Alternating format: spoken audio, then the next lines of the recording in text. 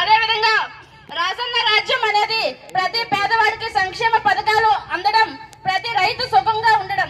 మరి ఆయన ప్రవేశపెట్టిన వైఎస్ఆర్ ఆరోగ్యశ్రీ నుండి ప్రతి ఒక్కటి ఆయన అడుగు జాడల్లోనూ అడుగు వేస్తూ తన తండ్రికి తగ్గట్టు తనయుడని శ్రీ వైఎస్ జగన్మోహన్ రెడ్డి గారు పేదల కోసం మరింత మెరుగ్గా ఎన్నో సంక్షేమ పథకాలను తీసుకురావడం జరిగింది.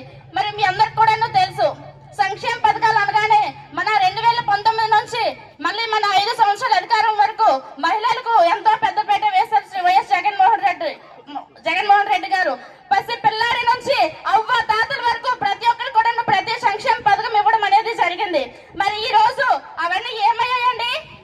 అన్ని కూడా తొంగులోకి తొక్కి పేదవాడి నడ్డి ఇచ్చే విధంగా చంద్రబాబు నాయుడు గారు ఆ ఘనత చంద్రబాబు నాయుడు గారికి దక్కుతుందని సందర్భంగా తెలియజేసుకుంటున్నాను.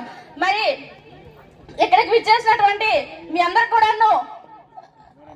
గమనించాల్సిన ఒక విషయం ఉంది. అదేంటంటే కష్టపడిన వారికి ప్రతి ఒక్కరికి కూడా ప్రతిఫలం దక్కుతుంది. దానికి నిదర్శనం ఇక్కడ ఉన్న వాళ్ళు ప్రతి ఒక్కరు కూడాను. కాబట్టి మనందరం కూడాను, మీ అందరికి కూడా చెప్పేది ఒకటే, ఈ రోజు చంద్రబాబు నాయుడు గారు చేస్తున్నటువంటి అన్యాయాన్ని మనందరం కూడా ప్రజల్లోకి తీసుకువెళ్లాల్సిందిగా మీ అందరినీ కోరుకుంటూ, అదే విధంగా ఈ రోజు ఆ రోజు వైఎస్ జగన్మోహన్ రెడ్డి గారు మహిళలకు పెద్దపీట వేయడం జరిగింది ప్రతి ఒక్క సంక్షేమం కానీ. అదే విధంగా మహిళా సాధికారత కూడా వైఎస్ జగన్మోహన్ రెడ్డి గారు ఎంతో పెద్దపీట వేయడం జరిగింది. కానీ ఈ రోజు ఏం జరుగుతుందండి?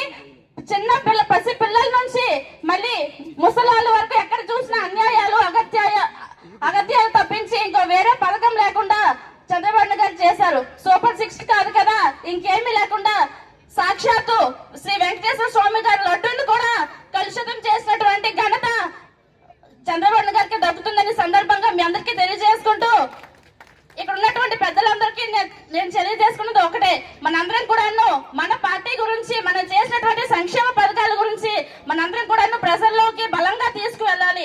అదే విధంగా మన స్థానికంగా ఉన్నటువంటి డాక్టర్ అప్పలరాజు గారిని మళ్ళీ మనం ఖచ్చితంగా మంత్రివర్యులుగా మనం చూడాల్సిందిగా మీ అందరికీ కోరుకుంటున్నాను. మరి నేను ఒక చిన్న సామెత చెప్పగలుగుతున్నాను. ఈ రోజు మన పలాస్ నియోజకవర్గానికి వచ్చినప్పుడు పరిస్థితి ఎలా ఉందంటే, కొండనాలకి మందు వేస్తే ఉండనాలకి ఊడిందంట. అంతేనంటారా? ఎందుకంటే ఎప్పుడు కూడా మన మీద అన్యాయం చేసాం అన్నారు.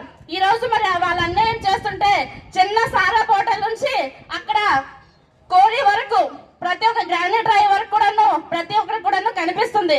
కాబట్టి ఎవరిని కూడా మనం చేయని తప్పునికి ఎత్తి చూపిస్తే ఖచ్చితంగా అది మన వెన్నుని తాకుతుందని ఈ సందర్భంగా ఇక్కడ ఉన్నటువంటి టీడీపీ సభ్యులు తెలియజేసుకుంటూ, మరి అదే విధంగా